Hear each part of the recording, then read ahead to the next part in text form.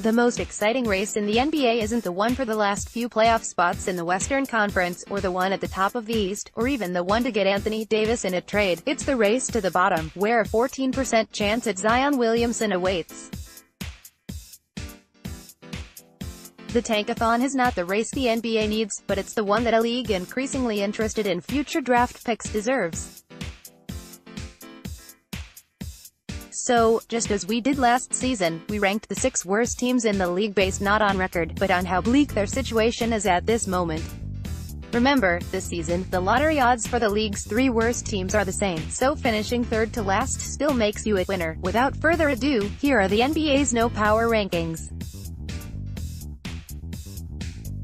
6. Atlanta Hawks, 19-38. The Hawks don't belong here.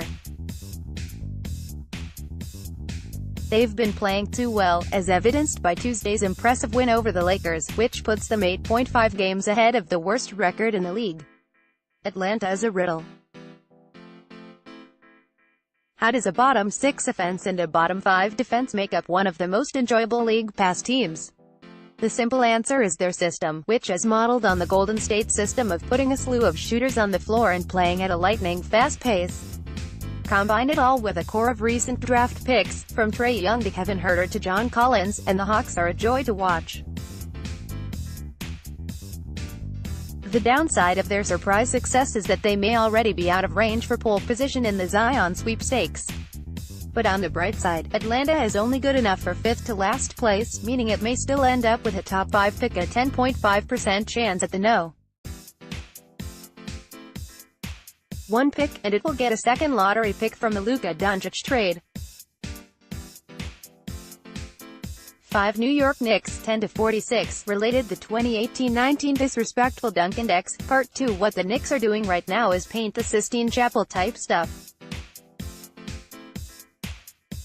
They have lost 17 games in a row, and 30 of their past 32. Their only win since the calendar flipped to 2019 came by 7 points over the Lakers on January 4th. Shame on you, Lakers. Somehow, the Knicks don't have the worst point differential in the league, and therein lies the beauty of their tanking. Knicks games are often close. With a collection of intriguing players like the elastic Mitchell Robinson, the much-improved Noah Vonleh, and the shot-happy Alonzo Trier, they are always entertaining, but not good enough to win.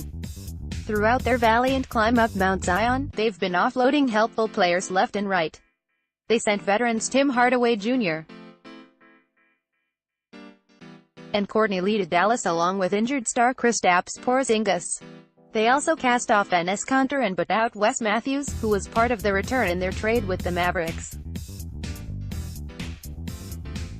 They kept DeAndre Jordan, presumably to make a good impression on his friend Kevin Durant, but are playing him only 26.6 minutes a game, a number that feels bound to diminish the longer the losing drags on. And they've recently let Dennis Smith Jr. run amok, which will ultimately help his value and keep the losses coming.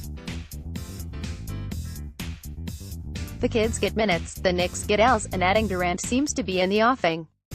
Everyone goes home happy. 4. Phoenix Suns, 11-47. The Suns are under the radar awful.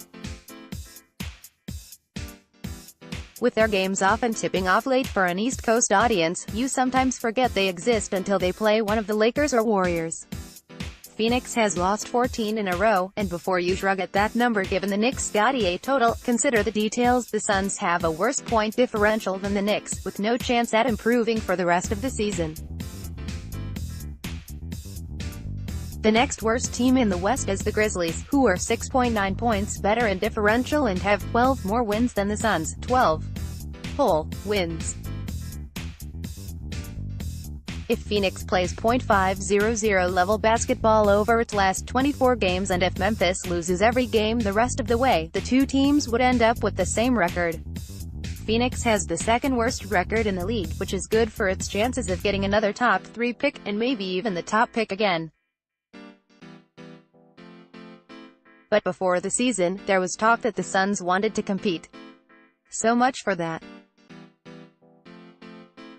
3. Cleveland Cavaliers, 12-45. Kevin Love had been sidelined since the middle of October with a toe injury before he finally made it back to the court last Friday. he played 6 minutes. He sat out the next game, and on Monday, he played 16 minutes.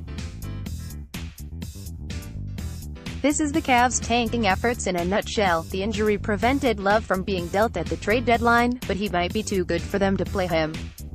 Cleveland currently has the worst point differential in the league, -10.6, and yet it doesn't have the worst record. The Cavs are still 1.5 games behind the Suns and Knicks. It's impossible to overstate how bad the Cavs' defense has been.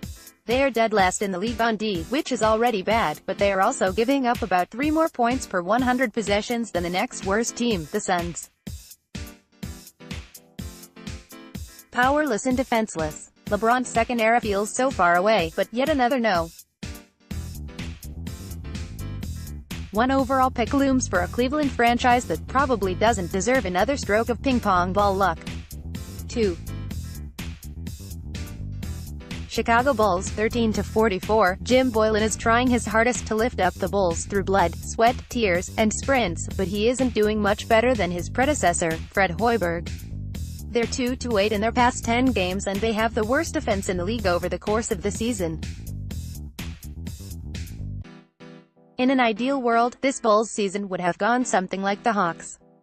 Young players like Zach LaVine, Lauri Markkanen, Wendell Carter Jr., and Chris Dunn would have shown flashes of potential and have earned a few victories to hang their hat on, even if they did spoil their lottery odds.